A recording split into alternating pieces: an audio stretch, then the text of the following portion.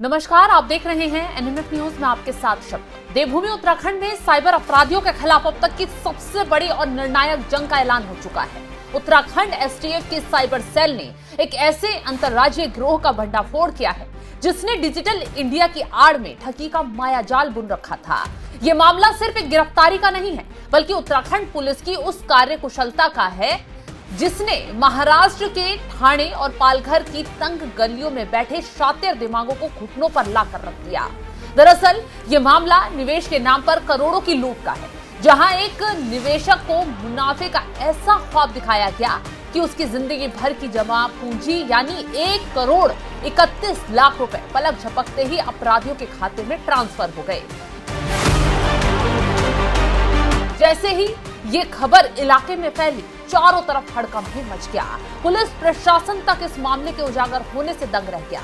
तुरंत पुलिस तक मामला पहुंचा, लेकिन इन साइबर ठगों को शायद ये अंदाजा नहीं था कि उनका सामना उत्तराखंड एसटीएफ के उस अभेद चक्रव्यूह से होने वाला है जहां से निकलना नामुमकिन है। एसएसपी अजय सिंह के नेतृत्व में गठित स्पेशल टीम ने डिजिटल फुटप्रिंट्स और तकनीकी साक्ष्यों के आधार पर इस गिरोह की कमर तोड़ दी है।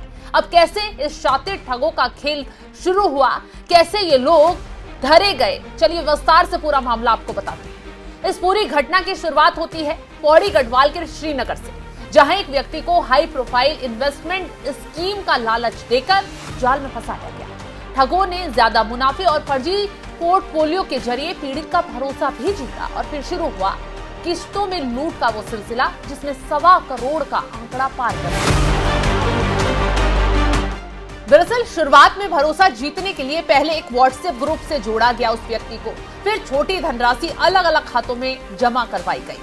धनराशि खातों में जमा करने के बाद व्हाट्सएप ग्रुप से पीड़ित को मुनाफा दिखाया गया, अधिक निवेश का प्रलोभन भी दिया गया, जिसके बाद पीड़ित ने साइबर ठगों के अलग अलग खातों में कुल 1 करोड़ 31 लाख रुपए ट्रांसफर कर दिए।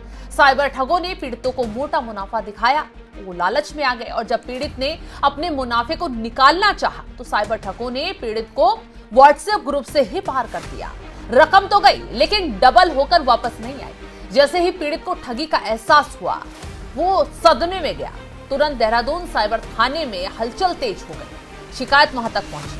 पुलिस ने तुरंत भारतीय न्याय संहिता बीएनएस की धारा 318(4), 61(2) और आईटी एक्ट की धारा 66D के तहत मुकदमा दर्ज कर अपनी तफ्तीश की सुई महाराष्ट्र की ओर मोड़ी, क्योंकि तार जांच में वहीं तक झुके। एसटीएफ के वरिष्ठ पुलिस अधीक्षक अजय सिंह ने मामले की गंभीरता को देखते हुए हाई लेवल टीम का गठन कर दिया, जिसने हफ्तों तक हजारों ट्रांजैक्शन कॉल्स और आईपी एड्रेस खंगाले। तफ्तीश की आंच जैसे ही महाराष्ट्र के ठाणे और पालघर पहुंची, एसटीएफ ने वहां धावा बोल दिया। इस मेगा ऑपरेशन में 3 मुख्य सरगना प्रतीक उत्तम, बफना आशीष कुमार और मोहम्मद श्रीम उर्फ नासिर को दबोच लिया गया। ये वो पेशेवर अपराधी हैं जो लेयर्स में बैंकिंग चैनल्स का इस्तेमाल कर रहे थे ताकि पुलिस को गुमराह किया जा सके, लेकिन एसटीएफ की बारीकी ने इनके हर डिजिटल किले को ध्वस्त कर रख दिया और इन्हें सलाखों के पीछे डालने का काम कर दिया।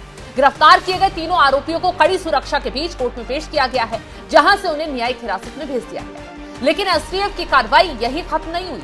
सूत्रों की माने तो पुलिस अब इन आरोपियों के बैंक खातों को और पुराने रिकॉर्ड्स को खंगाल रही है, जिससे ये साफ हो सके कि इस सिंडिकेट ने देश के और कितने राज्यों में अपना जाल बिछाया हुआ है, इससे पहले और कितने लोगों को अपना शिकार बनाया है। तो इस कार्रवाई ने यह साफ कर दिया है कि उत्तराखंड पुलिस अब केवल पारंपरिक अपराधों तक सीमित नहीं रह गई है, बल्कि साइबर स्पेस में भी उसकी पकड़ बेहद मजबूत है। एसएसपी एसटीएफ ने स्पष्ट तौर पर चेतावनी दे दी है, किसी भी अनजान ऑनलाइन प्लेटफॉर्म या लुभावने विज्ञापनों के झांसे में आकर अपनी गाढ़ी कमाई दांव पर ना लगाएं। साइबर ठगों का ये नया हथियार यानी इन्वेस्टमेंट फ्रॉड आज के समय की सबसे बड़ी चुनौती है, जिससे सिर्फ सतर्क रहना जरूरी है, जिससे बचे रहना जरूरी है। फिलहाल ये ऑपरेशन आने वाले दिनों में और भी कई बड़े नामों का खुलासा कर सकता है, क्योंकि जांच की आंच अभी बुझी नहीं है, कई बड़े नामों तक पहुंच सकती है। तो फिलहाल इस पूरे मामले में उत्तराखंड में हड़कंप मचा दिया है। आप इस खबर को लेकर क्या कुछ राय रखते हैं, कमेंट बॉक्स में जरूर बताइएगा और तमाम बड़ी खबरों की अपडेट के लिए आप हमारी वेबसाइट